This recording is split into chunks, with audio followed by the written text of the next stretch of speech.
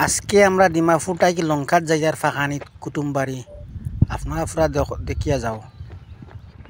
কোন কোন ভাই বোন এই জায়গা এখান চিনিয়া থাকক কমেন্টও কইও চাই, আর কোন জায়গা এখান কইও চাই।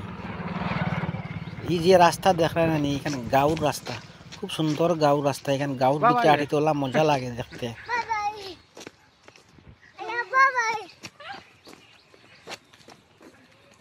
আমার ফুয়াই উনরাই নকর বাবাই, আমার নয়া ইউটিউব চ্যানেল তাজ ডিমাপুর কইয়া নাম আছে, প্লিজ প্লিজ সাবস্ক্রাইব করিয়া দিও। আজকে দুইও সুন্দরীর আটাইয়া নিতাম, আটাইয়া।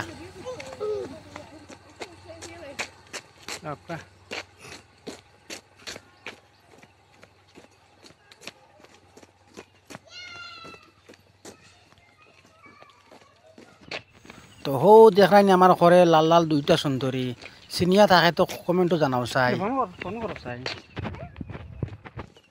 সাবস্ক্রাইব করতে